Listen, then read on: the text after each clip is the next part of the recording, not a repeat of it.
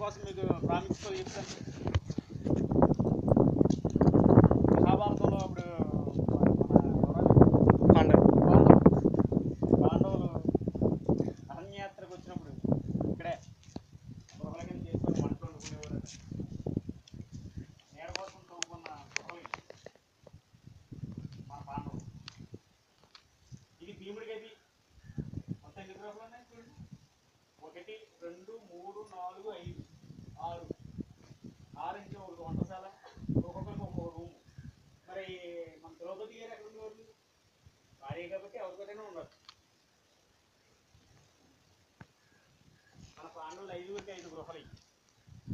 పక్కన వంటశాల ఉంది. ఆ గృహే వంటశాల.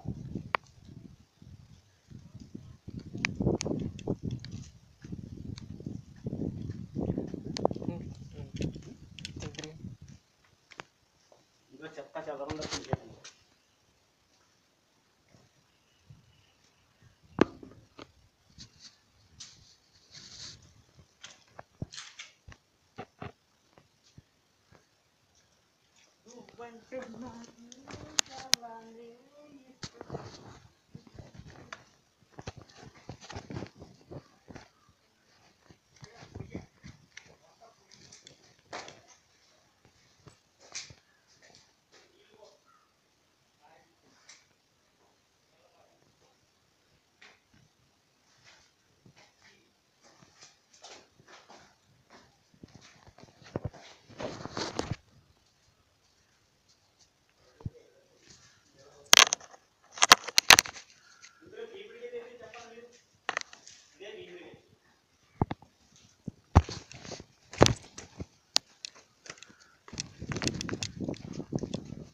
ఒక్కొక్క గదికి ఒక్కొక్క చరిత్ర ఉంది.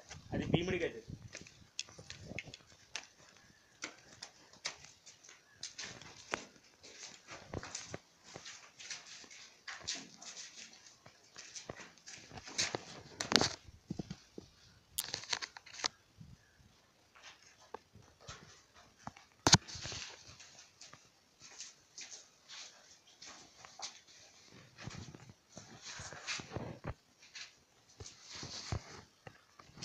సహదేవుడు.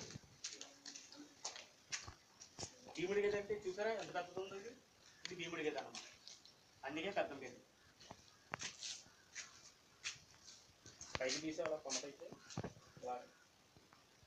ఇది ఇక్కడ మంచినీళ్ళు తాగడానికి మంచినీళ్ళకి దీపారాధన చేస్తుంది. విశాలి ఇది గుంట్లకి దీపారాధన చేసుకోవడానికి, లైట్లు పెట్టుకోవడానికి. ఇంటి ముందు ఆ గుంటలు దానికి. ఇది మంచినీళ్ళు బావి. మంచినీళ్ళు బావి కాదు, మంచినీళ్ళు తాగడానికి. దీనికి రంధ్రం, వర్షం పడిన నీళ్లు ఈ కన్నంలోంచి కిందకి వెళ్ళడానికి, నీళ్లు కొండల నుంచి వచ్చిన నీళ్ళు వెళ్ళడానికి. ఇదో పైనుంచి పడే వాటర్ దీంట్లోకి వెళ్తుంది. దీని నుంచి అలాగే అది నిండుతుంది. దానికే కన్నం పెట్టారు దానికి.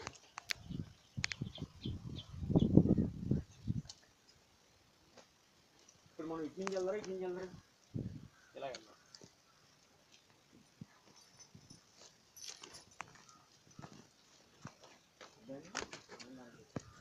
లోపల పడిన నీళ్ళు మళ్ళీ వర్షం నీళ్ళు బయట